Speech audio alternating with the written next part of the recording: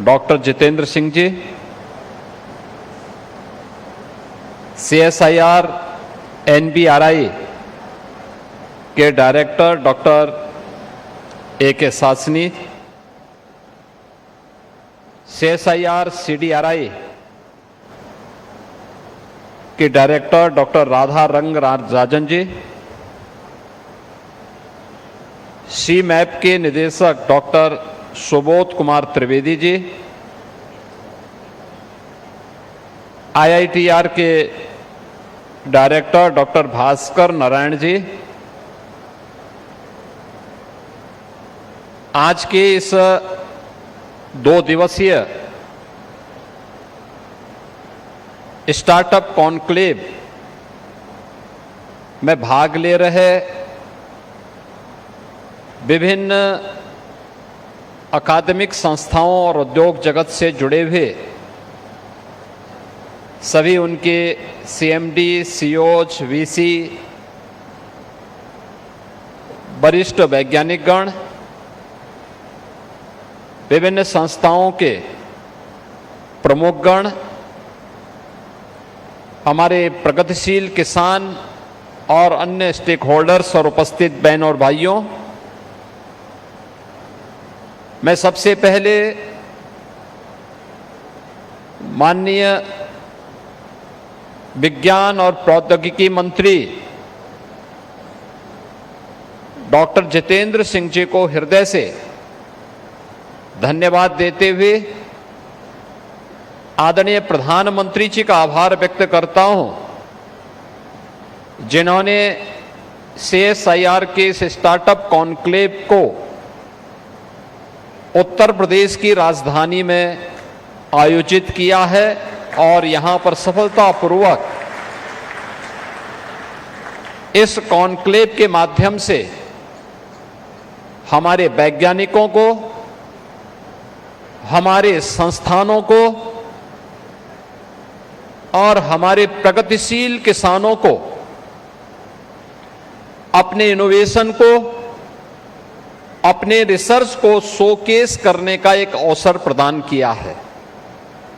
अभी आपने देखा है कि कितनी बड़े पैमाने पर यहां पर MOU हुए हैं, प्रोडक्ट लॉन्च किए गए हैं और आगामी भविष्य की उन कार्य योजनाओं के लिए नए सिरे से हमें कैसे कार्य करना है, इस दृष्टि से यहां पर अलग अलग संस्थानों के जो हमारे 4 केंद्रीय लैबोरेटरीज इस लखनऊ में स्थित हैं, उनके डायरेक्टर्स ने अपना अपना प्रतिवेदन यहां पर प्रस्तुत किया है। आज का समय टेक्नोलॉजी का समय है। विज्ञान और प्रौद्योगिकी के क्षेत्र में जो भी समाज जितना प्रगतिशील होगा, दुनिया उसके पीछे जाएगी। जो देश उसमें जितना अधिक इनोवेशन और रिसर्च एंड डेवलपमेंट को बढ़ावा देगा, वही दुनिया को लीड करेगा, दुनिया को वही नेतृत्व प्रदान करेगा। और ये हमारा सौभाग्य है, CSIR की 4 महत्वपूर्ण लैब्स NBRI, CDRI, IITR और CMAP, ये उत्तर प्रदेश की राजधानी लखनऊ में हैं, जिनके द्वारा अपनी स्थापना काल से लेकर के अब तक अनेक प्रकार के ऐसे शोध किए गए हैं जो किसानों की आमदनी को आगे बढ़ाने के साथ साथ आम नागरिक के मन में, आम नागरिक के जीवन में व्यापक परिवर्तन करने के कारक बने हैं।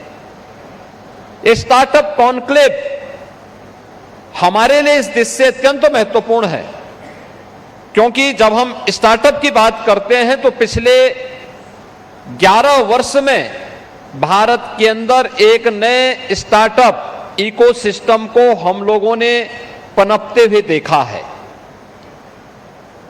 अगर आप दुनिया के अंदर देखेंगे तो यूएस और यूके के बाद भारत तीसरा ऐसा देश है जिसके पास सर्वाधिक स्टार्टअप हैं। दुनिया के अंदर भारत का नंबर तीसरे नंबर पर आता है। और अगर भारत के अंदर हम देखेंगे तो 1,90,000 हमारे पास ऐसे स्टार्टअप मौजूद हैं पूरे देश के अंदर, जिनके माध्यम से जो प्रधानमंत्री जी की पहले दिन से ये संकल्पना थी कि हमारा युवा जॉब सीकर नहीं बल्कि जॉब क्रिएटर बने, तो उस जॉब क्रिएटर का आधार कोई बन सकता है तो स्टार्टअप इकोसिस्टम बन सकता है, जिसके लिए आज यहां पर पिछले 2 दिनों से लखनऊ वासी, उत्तर प्रदेश के विभिन्न संस्थानों के और उद्योग जगत से जुड़े हुए जो हमारे उद्यमी हैं, संस्थानों के प्रमुख हैं, प्रगतिशील किसान हैं, जो पिछले 2 दिनों से इस पूरे कॉन्क्लेव का पार्ट बने हैं, उन्होंने बहुत नजदीक से इसको देखने, एग्जीबिशन का निरीक्षण करने, नए नए प्रोडक्ट जो आज लॉन्च किए गए हैं इन्हें देखा होगा, इसको समझा होगा और उसकी ताकत का एहसास भी किया होगा। मुझे बताते हुए प्रसन्नता है कि देश के अंदर उत्तर प्रदेश इस स्टार्टअप कॉन्क्लेव को आगे बढ़ाने में एक बड़ी भूमिका का निर्वहन करते हुए दिखाई दे रहा है। उत्तर प्रदेश के अंदर हम लोगों ने स्टार्टअप और उसके इनोवेशन को बढ़ावा देने के लिए तेजी के साथ कार्य किया है। और वर्तमान में हमारे पास 17,000 से अधिक स्टार्टअप उत्तर प्रदेश के अंदर कार्यरत हैं, जिनमें 8 यूनिकॉर्न भी हैं। उत्तर प्रदेश में अब तक 72 इनक्यूबेटर्स और 7 सेंटर ऑफ एक्सीलेंस ये भी स्थापित हुए हैं।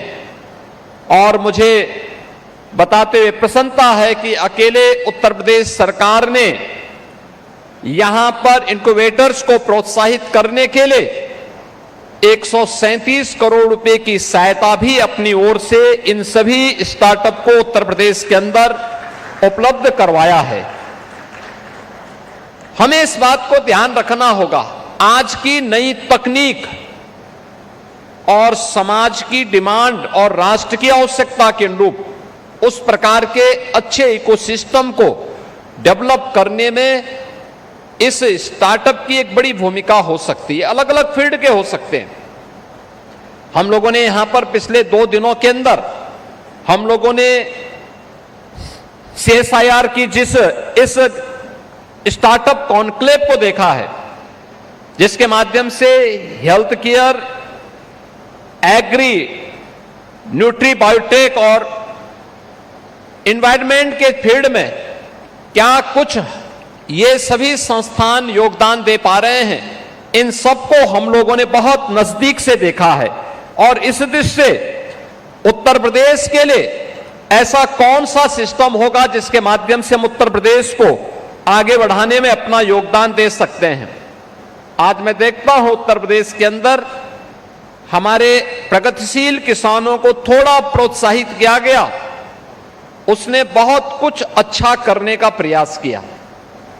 बहुत सारी जगह प्रगतिशील किसानों ने नए वहां पर लोगों के जीवन में परिवर्तन और उनकी समृद्धि का कारण बनने में अपना योगदान किया है।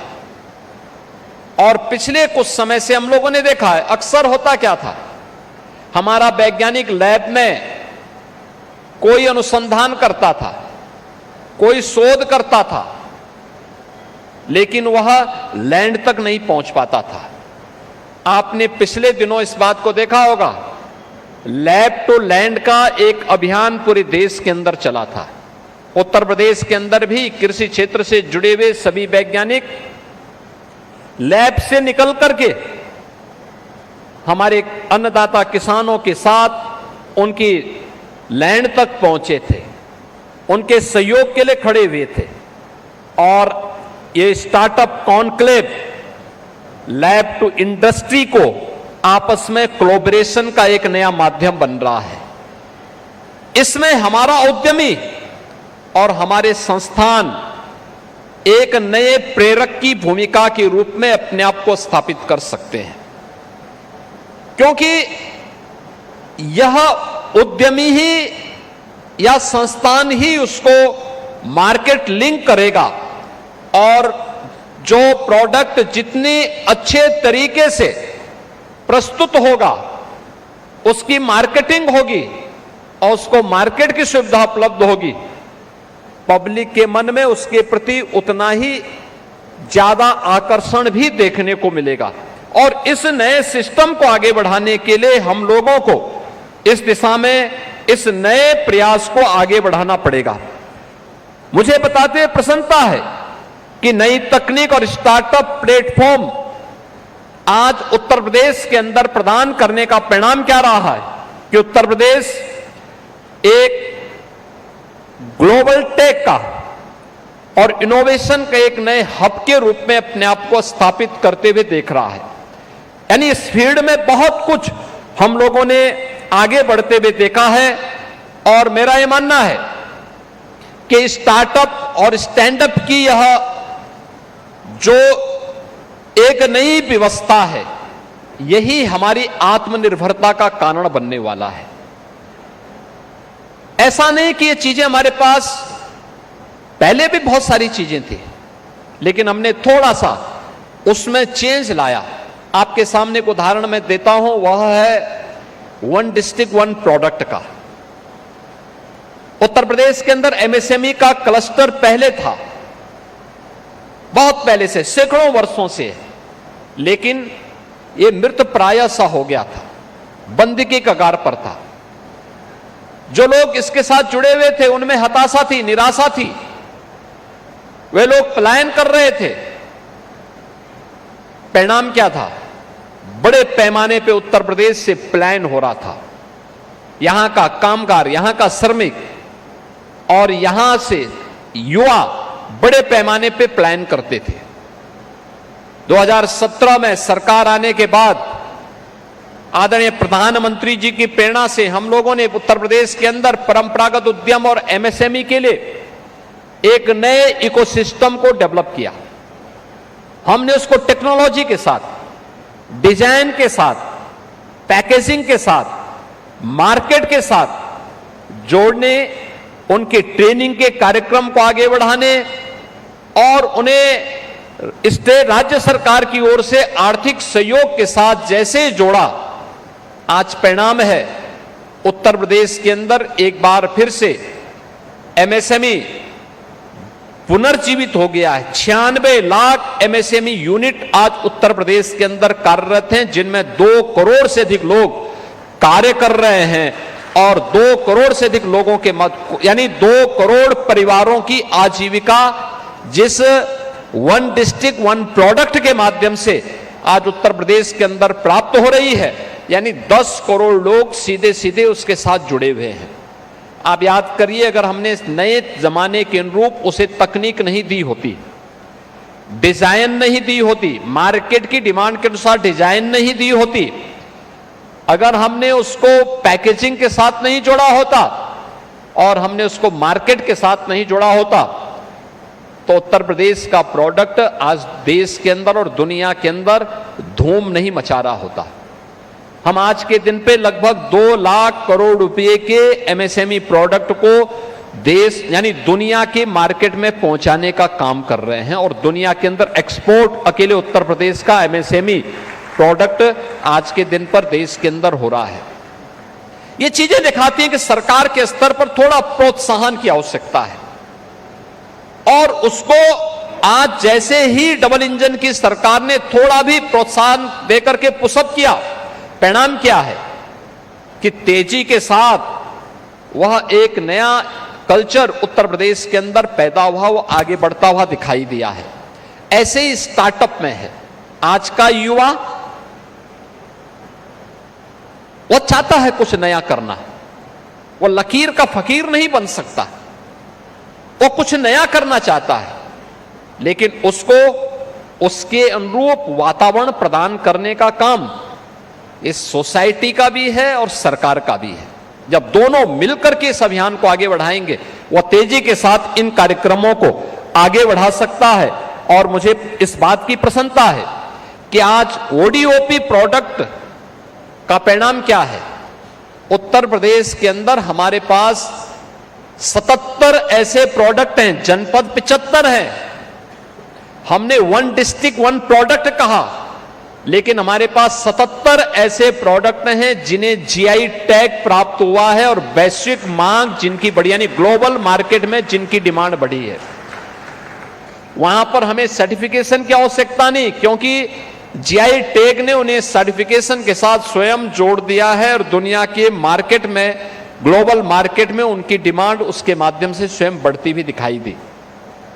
और मुझे प्रसन्नता है उत्तर प्रदेश के अंदर एनबीआरआई ने, सीडीआरआई ने, आईआईटीआर ने और सीमैप ने इस दिशा में कुछ बहुत अच्छा काम यहां पर किया है। और खासतौर पर एनबीआरआई के काम को अगर हम देखते हैं तो जैविक खेती और जैव उर्वरकता के लिए इनके द्वारा किया गया कार्य, जिसके माध्यम से 9 लाख एकड़ भूमि में इन्होंने केमिकल फर्टिलाइजर और पेस्टिसाइड की को कम करके जैविक प्रोडक्ट की तरफ, जैविक खाद की तरफ किसानों को आकर्षित करने में एक बड़ी भूमिका का निर्वहन किया। और उसका परिणाम हमें विभिन्न प्रकार के फूलों की खेती के माध्यम से देखने को मिलता है। सीडीआरआई अलग अलग प्रकार की दवाओं के लिए भी यहां कार्य करता है और इनका लाभ उत्तर प्रदेश के अंदर हमें इसलिए मिलने वाला है। अभी यहां मैं देख रहा था, जब उत्तर प्रदेश के अब्दुल कलाम, हमारे APJ Abdul Kalam technical university के वीसी के साथ यहां पर केंद्रीय लेबोरेटरी के साथ उनके एमओयू हो रहे थे। उत्तर प्रदेश के अंदर आज जैसे अब यहां पर सीडीआरआई नई दवाओं की खोज में अपना योगदान दे रहा है, हम उत्तर प्रदेश के अंदर एक फार्मा पार्क का निर्माण कर रहे हैं। उत्तर प्रदेश के अंदर हम लोगों ने मेडिकल डिवाइस पार्क के निर्माण की कार्रवाई को तेजी के साथ आगे बढ़ाया है। उत्तर प्रदेश सरकार आईआईटी कानपुर के साथ मिलकर के मेडटेक पर सेंटर ऑफ एक्सीलेंस को विकसित करने का कार्य कानपुर में कर रही है। जैसा हम आईआईटी कानपुर के साथ मिलकर कर रहे हैं, जैसे यहां पर हमारी ये चारों सेंट्रल लेबोरेटरीज उत्तर प्रदेश सरकार के अलग अलग संस्थानों के साथ मिलकर के कार्य कर रही हैं, ऐसे ही हम लोग फार्मा और बायोटेक स्टार्टअप को भी और मजबूती से आगे बढ़ा करके उत्तर प्रदेश को उसके हब के रूप में स्थापित करने में योगदान दे सकते हैं। वह कार्य यहां पर हो सकता है। ऐसे ही आईआईटीआर ने, हम उत्तर प्रदेश के अंदर हमेशा इन समस्याओं को जूझते हैं। खासतौर पर आप गंगटिक बेल्ट में जाएंगे, गंगा जी के किनारे के बेल्ट में जाएंगे, आप बलिया से लेकर के प्रयागराज तक आप आएंगे तो आप इस क्षेत्र में देखेंगे आर्सेनिक की समस्या, पानी में आर्सेनिक की भारी समस्या का सामना करना पड़ता है और एक प्रकार के कैंसर का सामना लोगों को वहां करना पड़ता है। अगर आप यमुना के क्षेत्र में जाएंगे, प्रयागराज के बाद जब आप जाते हैं आगरा से मथुरा के बीच में भारी पैमाने पर फ्लोराइड की मात्रा यमुना जी के जल में देखने को मिलती है। आईआईटीआर इस मामले में हम लोगों को एक नए वाटर फिल्टर के रूप में सहयोग देकर के इस कार्यक्रम को इस कार्यक्रम को उन्होंने अपने स्वयं के शोध का केंद्र बनाया है और उसमें उनके द्वारा कार्य किया जा रहा है। और जो सीमैप के बारे में यहां पे हमारे केंद्रीय मंत्री जी भी बता रहे थे कि मेल्थान मिंट क्रांति, यानी जो उत्तर प्रदेश के अंदर पिपरामेंट की खेती होती थी। बाराबंकी उसका केंद्र बना हुआ है। पश्चिम उत्तर प्रदेश में आप मुरादाबाद, अमरोहा, संभल और बिजनौर में जाएंगे, बड़े पैमाने पे इसकी खेती होती है। उत्तर प्रदेश के अंदर अलग अलग जनपदों में, अवध क्षेत्र में भी काफी बड़े पैमाने पे इसकी खेती होती है। इसकी पिपरामेंट की क्या वैल्यू हो सकती है, वह उसका एक केंद्र और साथ साथ उत्तर प्रदेश के अंदर हमारा स्पिरिचुअल टूरिज्म की दृष्टि से यहां तमाम मठ हैं, मंदिर हैं, पौराणिक स्थल हैं। वहां पर धूप और सुगंधित प्रौद्योगिकी के लिए भी सी मैप ने बेहतरीन काम किया है और इन सभी कार्यों के माध्यम से हम लोग उसे आगे बढ़ाने में अपना योगदान दे सकते हैं। खासतौर पर उत्तर प्रदेश की दृष्टि से जब हम इन मुद्दों पर आगे कार्य करते हैं तो मैं इस अवसर पर इस बारे में जरूर कहूंगा कि उत्तर प्रदेश ने आज पिछले 8 साढ़े 8 वर्ष में आदरणीय प्रधानमंत्री जी के मार्गदर्शन और उनके नेतृत्व में हम लोगों ने सुरक्षा का एक बेहतरीन वातावरण उत्तर प्रदेश के अंदर दिया है। यह बेहतरीन वातावरण यानी जिसे आप कह सकते हैं कि एक फेयरलेस बिजनेस का एक केंद्र उत्तर प्रदेश बना है। इसके साथ ही ईज ऑफ डूइंग बिजनेस का भी केंद्र बिंदु उत्तर प्रदेश बना है और ट्रस्ट ऑफ डूइंग बिजनेस ये उत्तर प्रदेश की नई पहचान बनी है। यानी अगर किसी को व्यवसाय करना है तो व्यवसाय के लिए सुरक्षा भी चाहिए, सुगमता भी चाहिए और बिजनेस के लिए उस प्रकार के इकोसिस्टम भी चाहिए।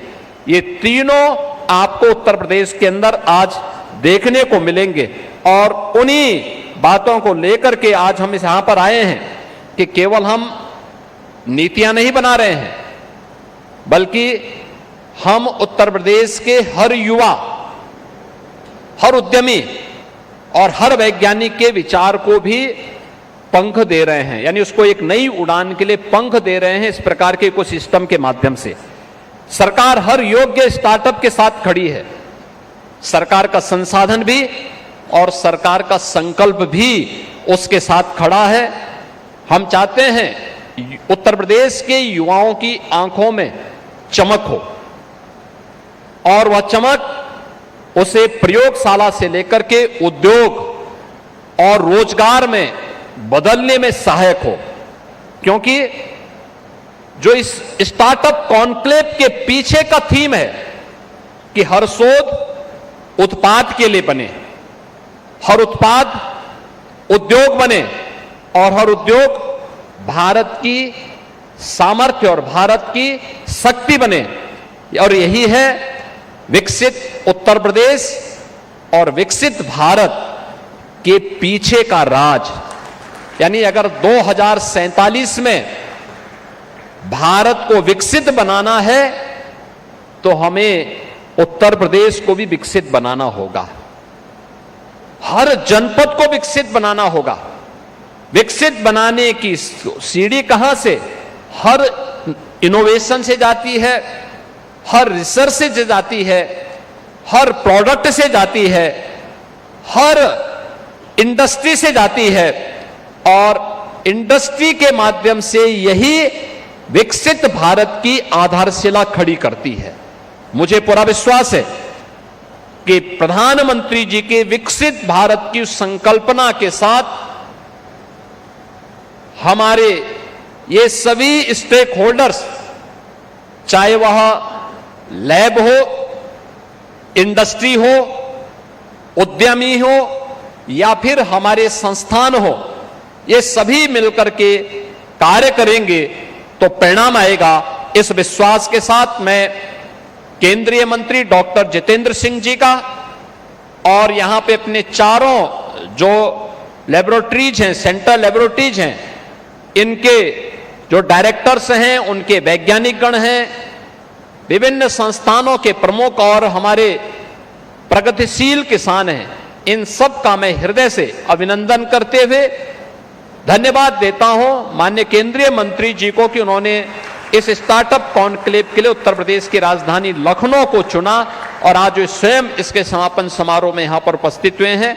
आप सबके प्रति मेरी मंगल में शुभकामनाएं हैं। धन्यवाद। जय हिंद।